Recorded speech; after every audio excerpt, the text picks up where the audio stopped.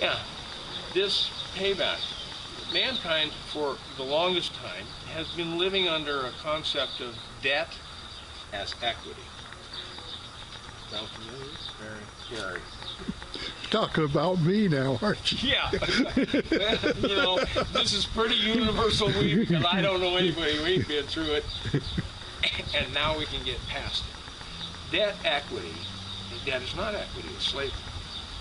And especially when you're talking about fiat money, which is just printed from air money. That's you and I work for our stuff. We put it in the bank, and by keystrokes, they charge us, keep us in debt rather than that. All that is a less than kind management system of sheeple.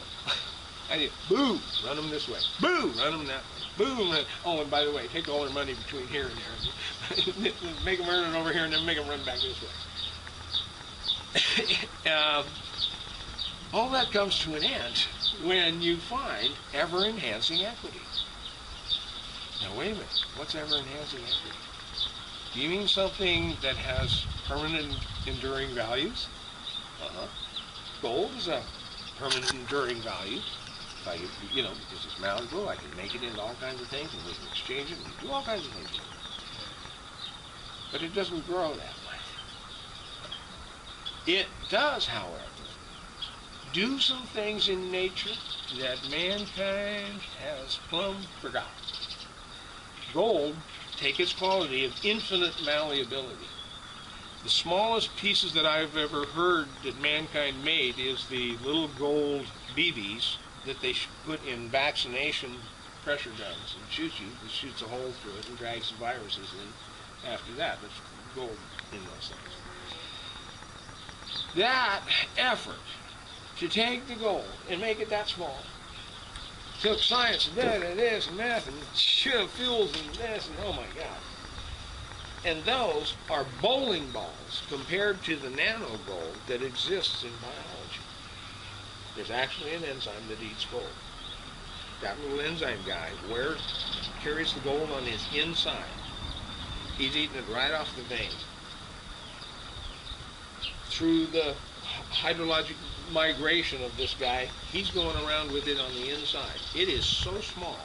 That nanoparticle of gold is so small that he has a structure that fits around it. Now what does it do for him? Every time he gets near another one of these things, there's enough electromagnetics to spark that. What he's really doing is he's making amino acids.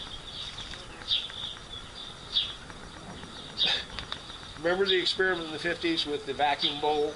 And they had the little arc light in the middle, and you put primitive gases in here and arc it for 24 hours, and now the gases are all gone, and you got this brown sludge. Well, that brown sludge was amino acids, the building blocks of life.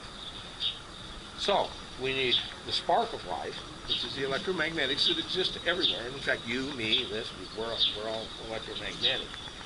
But if I have a bar of gold in my hand, I can't get much of it. If you have a bar of gold in your hand, and I got a bar of gold in mine, if we touch them together, go clink, stick together. Clink. The connectivity between me and you can actually be palpable when you're holding. But it doesn't make a big spark. But if you take a nanoparticle, now it has a spark. In what? So if it's inside the grass, and I take the grass, and they know it's inside alfalfa, they know it's inside everlasting horsetail. In fact, everlasting horsetail has, in test, produced 4.5 ounces of gold per ton of foliage. Wait a minute. 4.5 ounces of gold per ton of foliage? When I heard that, and this is in the catalog, you can go get this stuff right now. The stories that I grew up with about the Lost Dutchman gold mine and all this sort of thing, and prospector lore, and I mean hearing it from old prospectors. The prospectors used to burn the bushes that marked where the gold was. We always thought that they were trying to hide where the vein was. No, wait a minute. No, they were harvesting, and they didn't want anybody to know that they were harvesting, so they burned the plants and don't tell them that it was just pickup gold on the ground after that. Burn the foliage. Yeah. Now you got pickup gold from nanoparticles. You rake it all together. Now the horses ate the plant. The Indians ate the tuber. So what's happening there? If they're eating the plant in the nanoparticle size, what happens? I chew it up, you chew it up, it goes into my gut, which is what? Primitive gases, methane, this, and I have enough electricity in me to make that little sucker spark gap. And so where's the amino acid factory? Inside the gut of every mammal. In fact, inside the gut of virtually everything has something like this going on. Wow.